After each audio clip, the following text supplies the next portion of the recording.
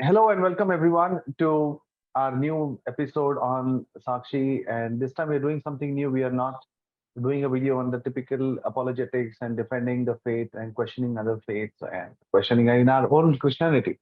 And this time we have something new, and it is about the beautiful state of Manipur in India. And as the whole world knows, it's burning. Hundreds are dead. Thousands and thousands are displaced from their places, and it's a very bad shape. It's been more than 2 months, showing no signs of abatement, and actually showing signs of spreading to other cities, other states in India, even other countries on the border of Manipur. And so that's become a huge concern. And there's a total internet blacked out, and there are a lot of media reports that we are getting, but there's a lot of bias that I can see in that. And all the while, I was hoping that somebody would be there to just check what is happening and give a first-hand view.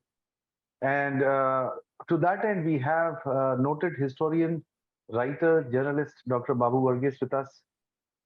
And he visited Manipur. And I know him personally. It's been quite a long time. And when I heard that Babu Uncle has gone there, we call him Babu Uncle. So I'll refer to him like that. I can't call him Dr. Varghese. Anyway, so he deserves to be called that, but Dr. Varghese, but I'm very familiar with him. So anyway, so at this age and time, Babu Uncle, how did you manage to go there, and what drove you, and what brought you to Manipur, where even the Prime Minister himself doesn't want to go, where the central ministers don't want to go, no one wants to visit, and you end up over there. So how did you go, and what was the purpose? Then thank you for inviting me here on your show. As you said, the beautiful Manipur is today in global news, but for all wrong reasons. For the past 88 days, most unfortunate things are taking place in the beautiful northeastern state of Manipur of India. Unbelievable. What happened, what started in May 3, it continues unabated. Beauty is gone. Rather, it is blood all around. Manipur smells blood.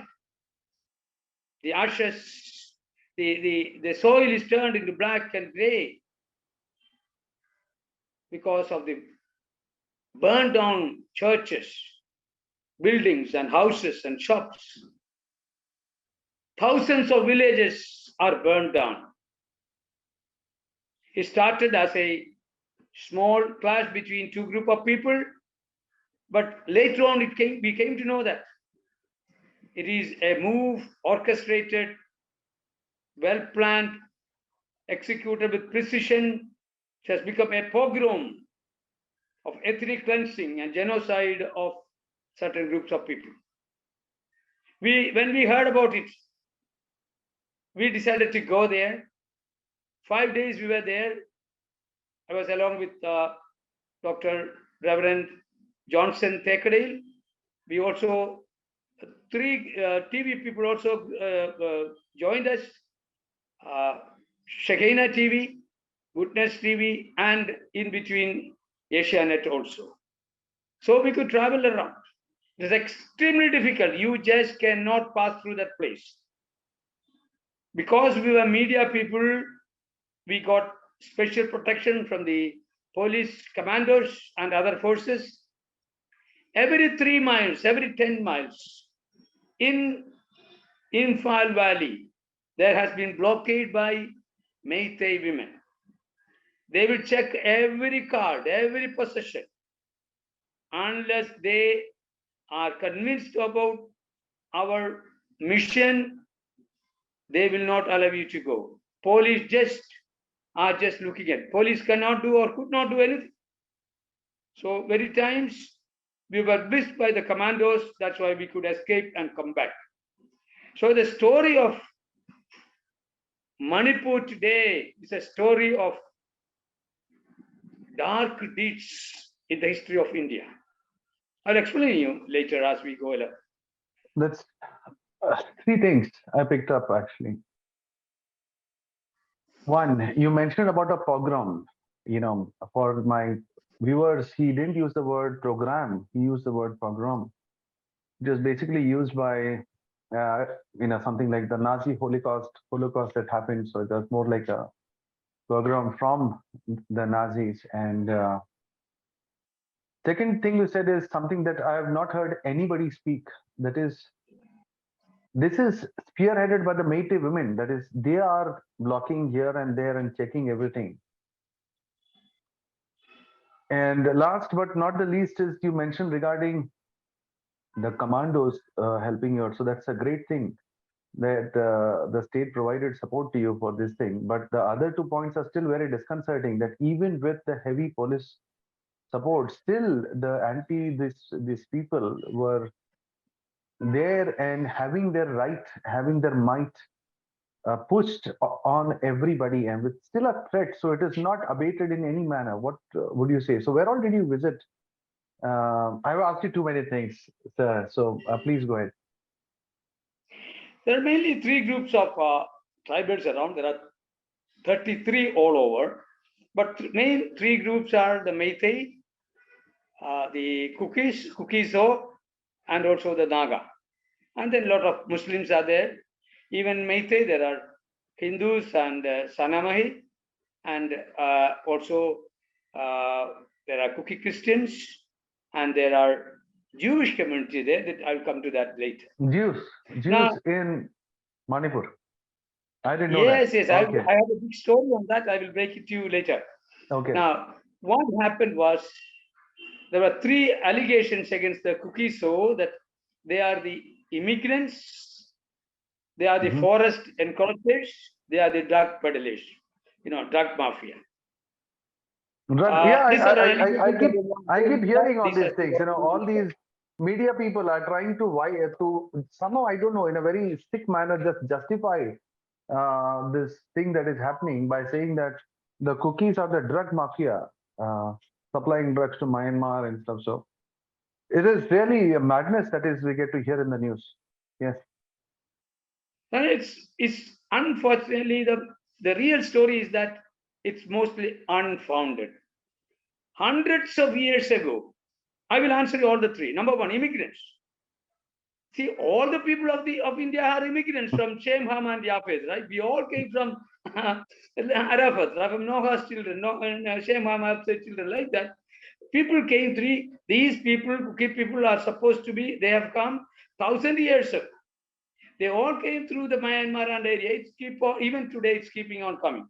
Meitei also came from there. Everybody came from. So there is no meaning in accusing one particular group that you are immigrants, the rest are all land indigenous. Yeah. No, that is uncommon. Number two, there are two divisions of land in Manipur, the valley and the hills. The valley is occupied mostly by the Meitei people, but there are plenty of Kukis also there. Then in the hills, most of it is Kuki. Hills, most of the hills is just forest, uncultivable land. But 90% of the Kukis stay there. They have 10% of the land which is cultivable, which can be cultivated. That's how they live. Third argument is that they are poppy cultivators. It's an unfounded allegations. There are several people involved, and Chief Minister knows who are they, and he has been telling about that. There are several group of people.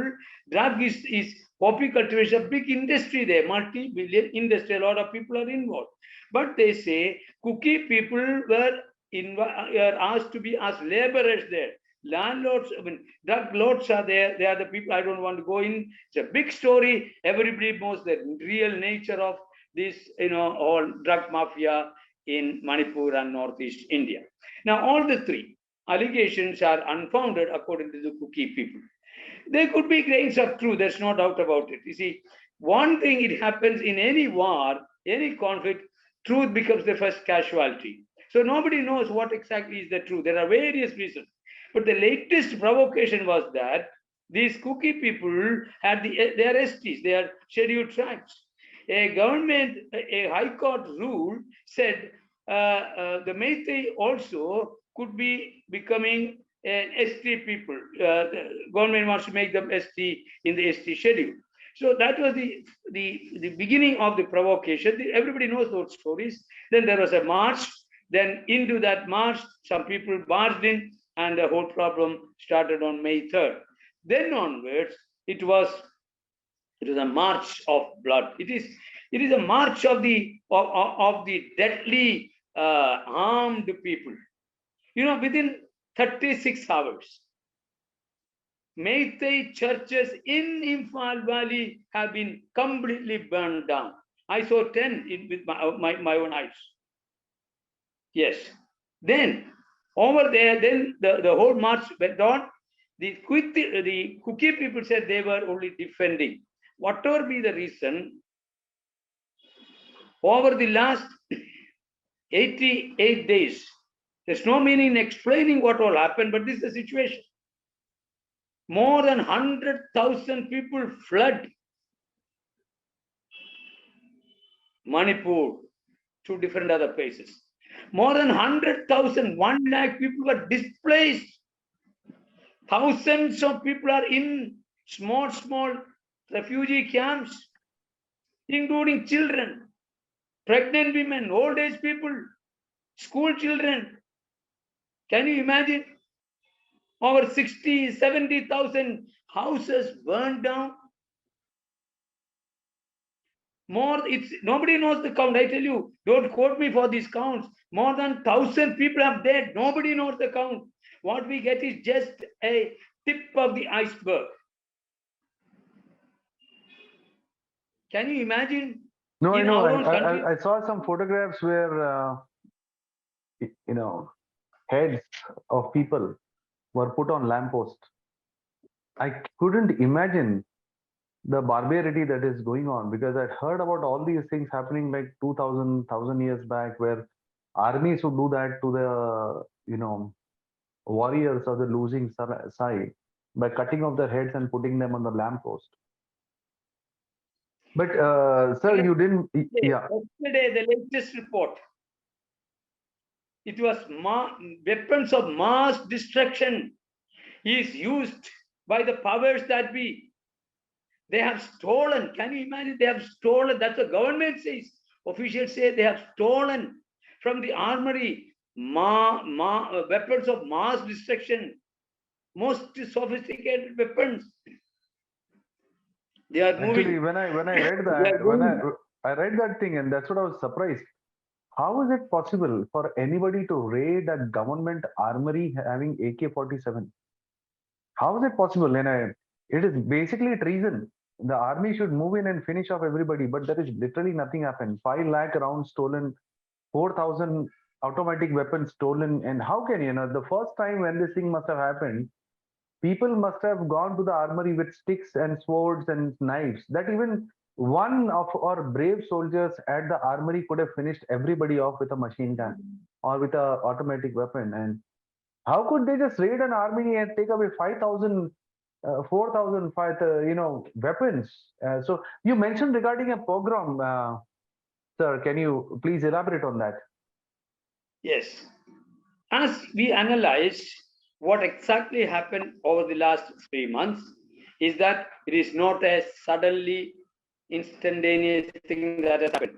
It is systematic. One professor of political science told me it is precise, systematic execution of a well-planned program of annihilating a particular group of people. Let me tell you very frankly, there are Meitei mainline people and Meitei Christians there. What happened was that Meitei people have major groups known as Arambai Tangol and Meitei Lipun. They are known to be people who wanted to annihilate Christians and the Kukis. There was a national channel which interviewed the Lipun leader, Mr. Pramod Singh, he said, we will within hours, we will annihilate, we will wipe out Christians and the cookies. So I would call this, it's a well-organized genocide of Christians and the Jews. Most of the Jews are Christians, and there are a few percentage of Meitei Christians in the Imphal Valley. But not only, I want to tell you second thing. It is, sorry.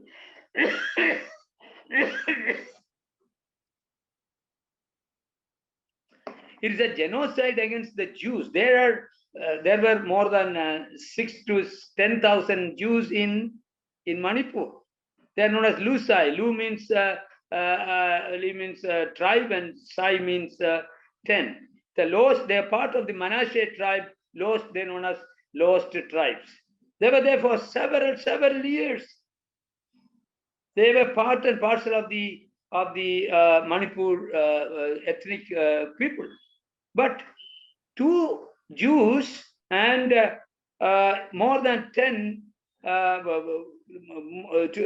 or more than 10 Jews are disappeared. 2 have been killed, 10 are disappeared, and 2 synagogues were burnt down. According to the Israel news, which I received, these are the truth. You know, from Israel, the foreign minister Eli Cohen came down, had a discussion. They are watching over. And the Israel news has quoted this, quoted a victim who were running for his life. This is what he said. He heard, you Meitei people saying, Meitei Lipun people saying, you cookies, you Jews of Jehovah, you Jesus people, you Christians, go back to Jerusalem. Shouting that they were chasing them, they were shooting them. So it's a very organized pogrom and genocide against the Christian community and the Jewish community. The world does not understand that. Sorry, I don't know, I may be attacked for saying this, but this is the truth. Now, again, this is not the beginning. Why I say this?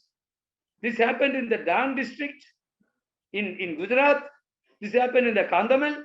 This happened in Manoharpur with Graham Saints and children. This is right now happening in Chhattisgarh. I was there with the chief minister. It's continuing. Thousands of Christians are thrown out from their churches, from their houses, from the villages, burned down. What's happening in this country? Are we Christians, second-class citizens of India? This must be stopped. The world is not able to understand. They say it's only a tribal clash. The Christian community, which has given so much for this land,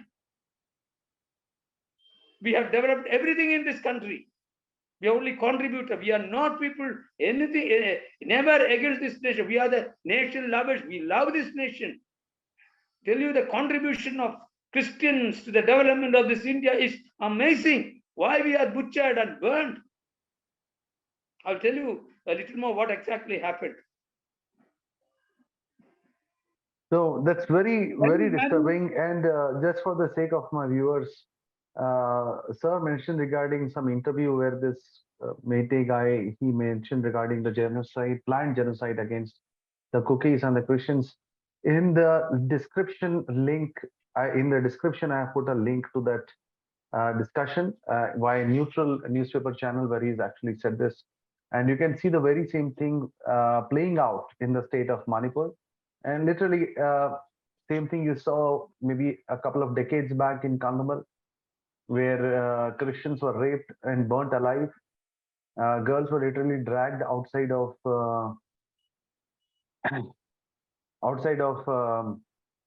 orphanages and burnt alive. You see the same thing happened even in Gujarat and other places. And incidentally, it was the same government at all the times. So anyway, it's very disturbing, sir. And I really don't know how you managed to keep yourself together in this, trying times. Yes, sir. Yeah. The Jewish man told me a thing. Mhm. Are we facing Nazi rule? Is Hitler on a prowl in Manipur? Can you imagine? Nobody is safe. Thousands of Jews are in the jungles. That's what the minister said. And other people, why you tag people to Hindu, Muslim, and other things? Where are the human beings? There are no human beings in Manipur. For Western reasons, one professor told me there's a master brain behind these things. We don't know. Government should find out who is this master brain. No, Why they kill won't your find out. people? And we had already also a peace rally. More than 20 well-known organizations and religious leaders came. A young man of 19 was trying to save the chastity of his two sisters and the rest of the women. He died in that encounter. He was shot dead. Pregnant woman. One lady, pregnant lady, told me 3 days she has been running from jungle to jungle. Somehow she managed. Some Naga people rescued her. Another woman, a teacher, who is in a refugee camp, Catholic refugee camp, said 4 days, she, her sister, 3 old children, mother-in-law, all ran around. 7 of them ran for days and days and reached the camp. Where all did you visit in Manipur? I believe I know that you went there. So, where all did you visit in Manipur? Did you visit Imphal, or how did it go? We landed at the Imphal airport and got into a house where I could meet around 50 people in a very secure place. Listen to them. They were all Meitei Christians. Okay. They shared with us what agony they have been going through, running from one house to our house on 3rd and 4th and 5th. Absolutely unbelievable, incredible story. Many of their dear ones are scattered in different places. Husband has no idea where wife is. They have no idea where the children are there. No schools, no shops. Night, evening, from 5:30 onwards, curfew. Can you imagine 88 days today? It's a ghost town. I've been repeating this. Absolutely Ghost town. ghost. That's a very strong word. Yeah, but I understand what you're saying. But sir, you didn't answer my query earlier. That is, you said that the Meitei women are checking all the vehicles. So the police and all are around, and that's allowed. That is, the Meiteis are women are checking everything, and they are allowing whether you can go ahead or not. That's a literal, breakdown, crumbling of all the law and order situation. And you are with the armed forces, and even then you have to take their permission to go ahead. Yes, I'll tell you. There are 2 places. It is Imphal Valley and the hills. Imphal Valley, mostly it is Meitei, and the hill is Kukiso. Now, every 3 miles, 5 miles, 10 miles, we were blocked by the Meitei women. We had, purposely, we had a Naga man who has been driving us, a very senior man who knows around 10, 15 languages. He is very smart. He could speak. He was welcomed. He has no problem in passing through either Kuki or to the Meitei. So every 5-10 kilometers, the Meitei women, hundreds, 200, 300, they were blocking the road, and they were checking every document of yours. But police are there just watching, helpless watching of police. When the ordinary women, powerful women, they are questioning you. They should be convinced that we are not against them. Then only they will go. In one place, I had a little problem. I was sitting in the jeep with the TV crew, and one person wanted me to shout something of their religion. I just said namaste, namaste, namaste. Meanwhile, the commando came and took us off. This is what exactly happened. I don't want to repeat all these things. I'm not going to say anything against any community. But this is happening. Can you imagine? And where did these people get all the Are there any cookies left in Imphal then, the way you are saying? In Imphal Valley, not even one cookie. Let me tell you, if a cookie comes to Meitei area, he will be immediately killed, number one. If a Meitei man goes This can happen in Kuki area also. After Churajanpur, we went there. And Churajanpur, it was commando people who escorted us to Churajanpur. Now they call it Lemka in the Kuki area. Even there are women blocking, but there it is much more soft. I'm not having a soft corner for them, but they just said we are media people and things like that. They just visit so, and the Naga man they listened to, and we went through. And when as we crossed the Churajanpur, again you see a memorial where the just empty around 150 empty coffins are kept there as a memorial. Every day, hundreds of people come and put garlands there. There's a list of hundreds and hundreds of Kuki people who are murdered in a mass massacre. It is there.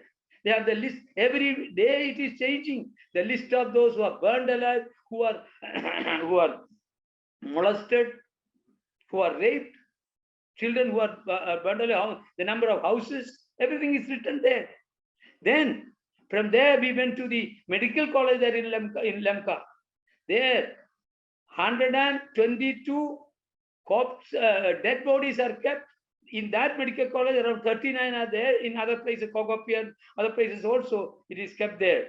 They say, separation, we want political, they want geographical separation. So the Kukis are claiming that they need geographical separation, separate administration under the central government. Till that is given to us, we will not bury the dead bodies. It is thinking, no proper eyes. There's no help from the central, from any governments. And thousands of people have nothing to eat. We met very senior leaders there. Absolutely nothing. It's a pathetic situation. The help went there. Can you imagine a truckload of food materials? The driver was killed and the truck was burned alive. Where is barbarian living lifestyle in this country? Are barbarians ruling this country? Jungle law. Meitei people are calling, Meitei Christians and others are calling. So difficult. Don't think any people alleging to any religion, they can't survive in this country. That's the situation today. So did Manipur is a anything of the genocide. Yeah, that's what even Satyapal Malik, the earlier governor of Kashmir, said the same thing. He was the governor during the Pulwama strikes in 2019. He also said the very same thing that you said, that the whole, Manipur is just the beginning. And with the elections coming up, we don't know what's going to happen next. So anyway.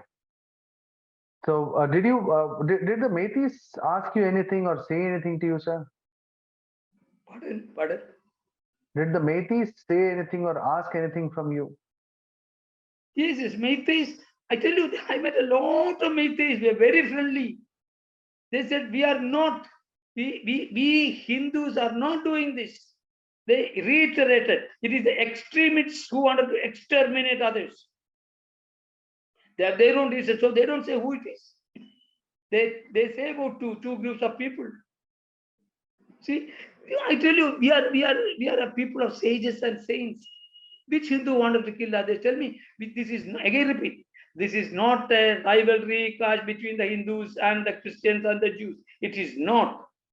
It is the fine-tuned program by the terrorists who are using religion as a weapon. Who have the upper hand. Surprisingly, I should add over here, Babu Uncle, that surprisingly, I agree with the terrorist part, but the surprising part is that the government is quiet.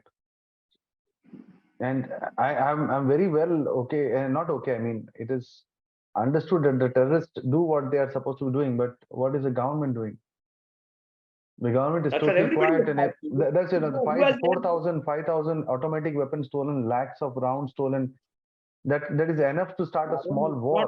5,000, it could be 50,000, not only from one place. Government says they also have no accord. That means what? Nobody, see, I can make allegations against the police and others. It is when the government says stolen. See, I've been telling this. One retired IPS officer told me two things. He said, number one, any riot is going on for more than 24 hours. That means it is programmed.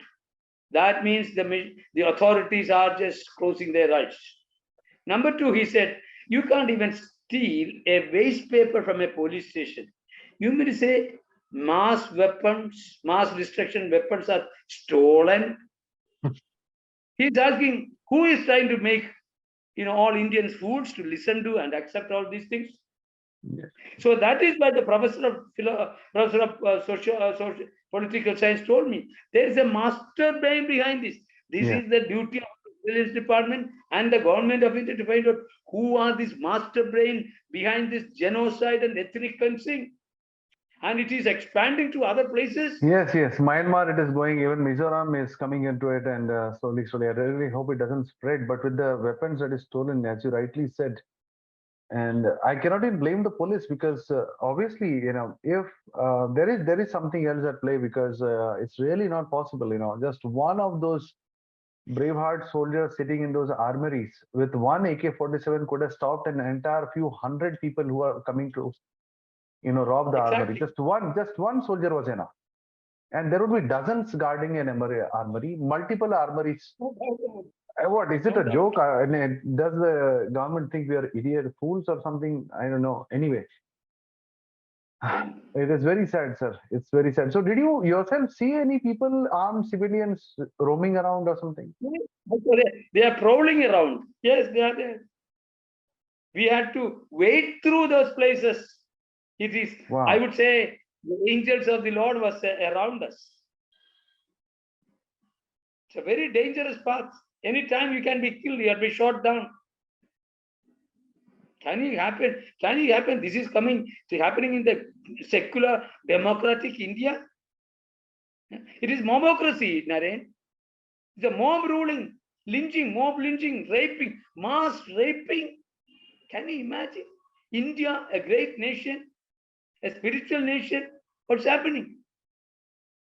We wanted to be the third or fourth or second great economy in the world. You know what's happening? Because of these things, even the FDI is coming down, foreign direct investment. India is economically accepted. Can you imagine? The whole of Manipur state economy is going down. No tourism, no work, no school, no college, no health facilities.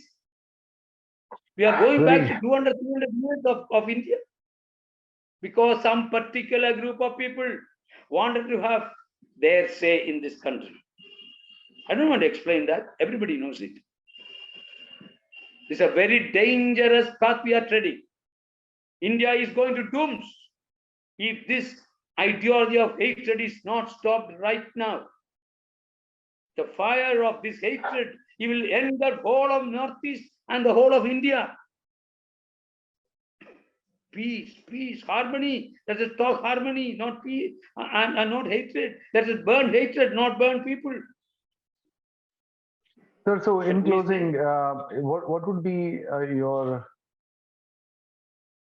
What is it that we people can do, not there in Manipur? What is it that somebody like us can do? To bring all these people together and start discussing. We spoke to a lot of Naga and Kuki and Meitei Christians. They said, we are crying. Anytime we can sit together and negotiate. That is to be required. So now we are not ordinary people. There are powers, there are rulers in this country. There are president in this country. There are religious leaders in the country. There are intellectuals in this country, media people in this country. But who is there to listen to? There's nobody accountable in this country. See, a leader is supposed to be a shepherd, right?